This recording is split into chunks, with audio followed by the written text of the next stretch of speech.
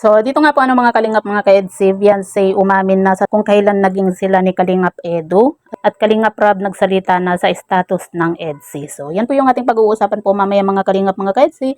Pero bago po natin ipagpatuloy ang video ito sa mga bago pa lang po sa ating munting channel, huwag po natin kalimutang suportahan ang ama ng Kalingap, Kuya Val Santos Matubang at Kalingap Rob.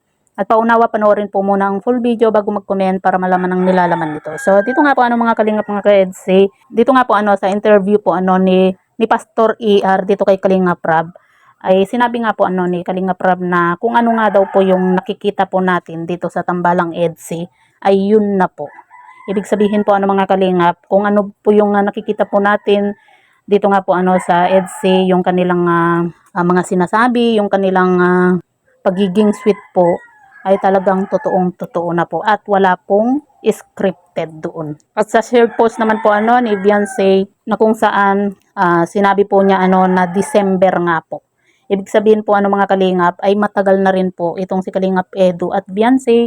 Ngayon lang po sila umamin. At yan nga po mga kalingap, sa pag-amin nga po sa pagsabi po ni Beyonce nga po ng December ay marami po yung natuwa at kinilig nga po at sinasabi din po ng iba na matagal na nga po napapansin po na itong si Kalingap Edu at Beyonce ay naging sila na po nung December.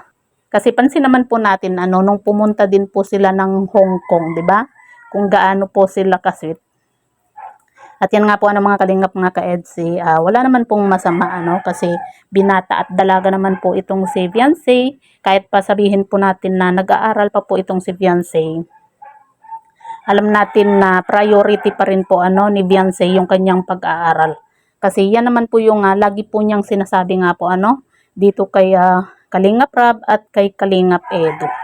At yan nga po mga kalingap, grabe nakakakilig po nung graduation po mga kalingap, kasi kitang-kita po natin kung gaano po kasaya itong si Kalingap Edu sa pagsuporta nga po niya dito kay Beyonce.